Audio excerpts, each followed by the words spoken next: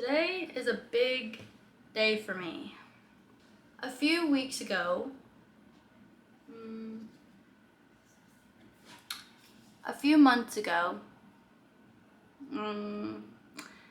this goes back pretty far.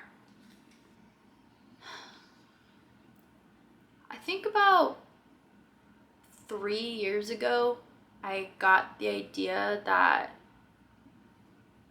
I hated my phone. I hated how it made me feel. I hated the fact that I always chose it over anything else.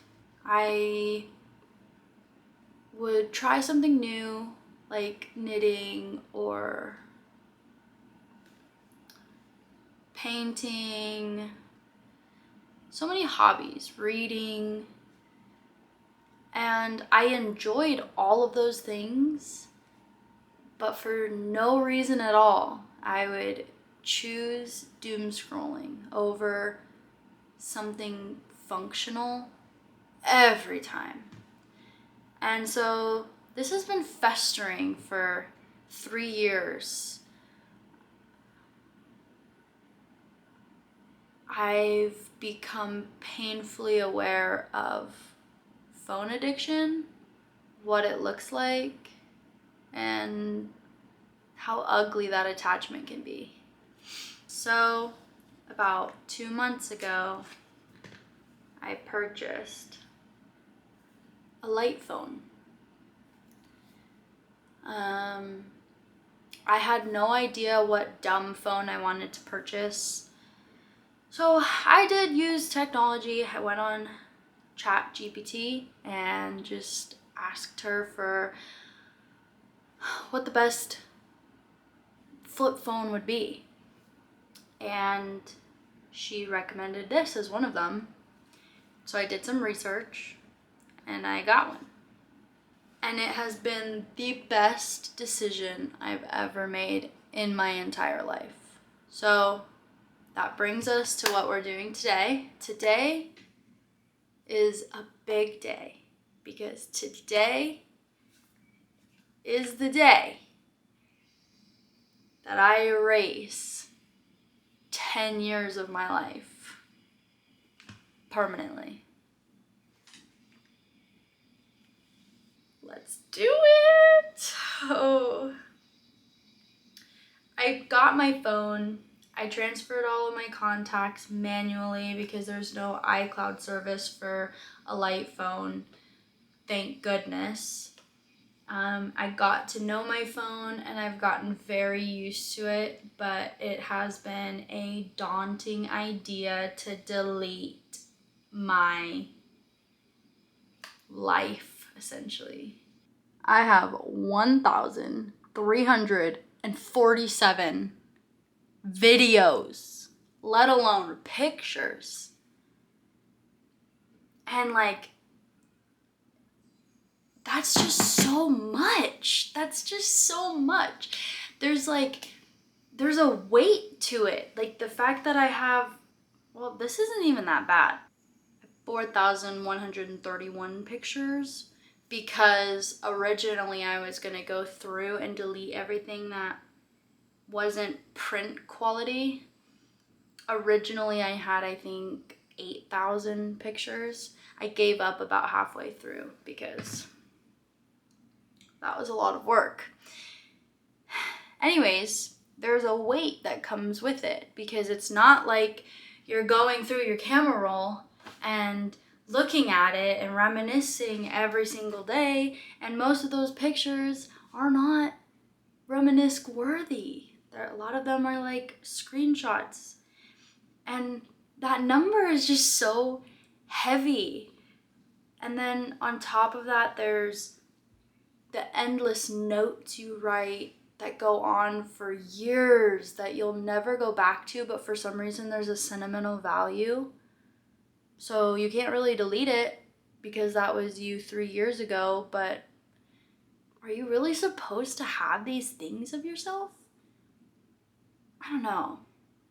Like, it's also different if you were to write all those notes in a journal and save those, because those can get passed down to like your kids, and when you're gone, your kids might really enjoy reading what your notes were, whether it's an address or someone's phone number or a grocery list. That stuff becomes meaningful later when you're gone. And when it's on your phone, when you're gone, it's gone.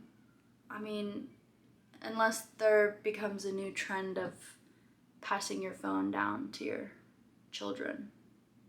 Your phone becomes a family heirloom. There's just so much that goes on. There's so much. All of these, and then each one has its own section. Oh my God. Like all these apps, like what? And this isn't even a lot. This is after I narrowed down my life so I felt less heavy. There's other people that have so much more. And I'm not saying that's a bad thing. I mean, if you love it, that's fine. But I think for me, once I started having kids and the realization that I dreaded hanging out with my children because I just wanted to lay down and scroll on my phone, because I wanted to look at reels, because I wanted to look at strangers doing stuff that I'm not even going to remember they're doing, there was a problem. I just wanted it out of my life. The other big thing that made me make this shift was the fact that I have a dream to create, and one of the things I want to create is a YouTube channel. And that requires a lot of time with editing. And I love editing, okay? But I would never, ever choose to edit over scrolling. And that's when I realized you either choose to create or consume. And my addiction to consumption was terrifying. And I'll admit, I'm too weak to tell myself don't go on there, okay? I tried deleting the apps. I tried logging out. I tried all that. But I'm too weak. I would re-download it. So the only solution for me was to get rid of it altogether. In that process, I've had to replace a lot of the things that come in one package, such as in order to pursue my YouTube career, or hopefully, I had to buy a camera.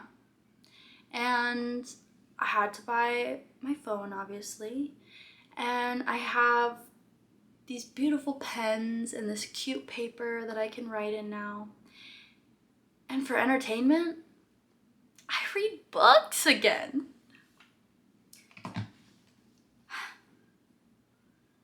So, on that note, today is the day that I delete my iPhone, and it's gone for good. And this lifestyle change is officially real. So let's do it.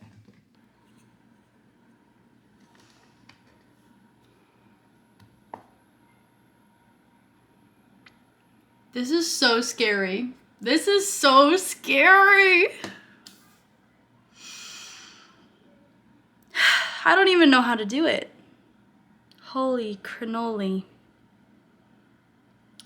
Prepare for new iPhone. Make sure everything's ready to transfer to a new iPhone, even if you don't currently have enough iCloud storage to back up. See, the scary thing about this is the subliminal messages that you need it, and to reset your phone without having a backup or one that you're switching to, is wrong. I don't have a new iPhone. I've got my trusty light phone. Oh, there we go. Erase this iPhone.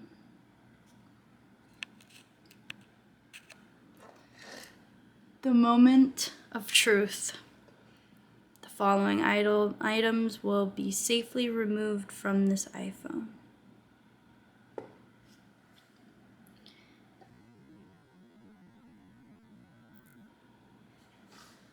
I think the eSIM is the doozy. Continue. And delete.